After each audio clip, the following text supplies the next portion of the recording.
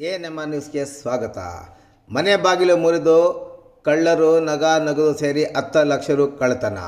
ಚಿಂತಾಮಣಿ ನಗರದ ಚೌಡರೆಡ್ಡಿಪಾಳ್ಯದ ದಾಸಣ್ಣ ಬಡಾವಣೆಯ ನಿವೃತ್ತ KSRTC ನೌಕರ ಪ್ರಸಾದ್ ರವರ ಮನೆಯ ಬಾಗಿಲು ಮುರಿದ ಕಳ್ಳರು ನಗದು ಸೇರಿದಂತೆ ಸುಮಾರು 10 ಲಕ್ಷ ರುಗಳನ್ನು ಕಳ್ಳರು ಕಳ್ಳತನ ಮಾಡಿಕೊಂಡು ಹೋಗಿದ್ದಾರೆಂದು ಭಾನುವಾರ ಅವರು ನೀಡಿದ ದೂರಿನ ಮೇಲೆ ನಗರ ಠಾಣೆಯಲ್ಲಿ ಪ್ರಕರಣ ದಾಖಲಾಗಿದೆ.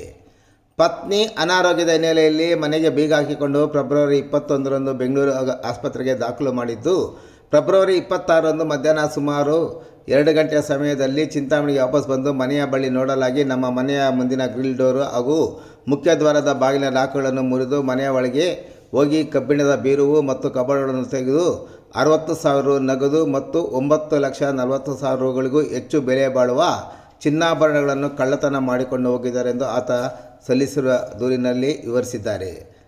ನಗರ ಠಾಣೆಯಲ್ಲಿ ಪ್ರಕರಣ ದಾಖಲಾಗಿ ತನಿಖೆ ಮುಂದುವರೆದಿದೆ.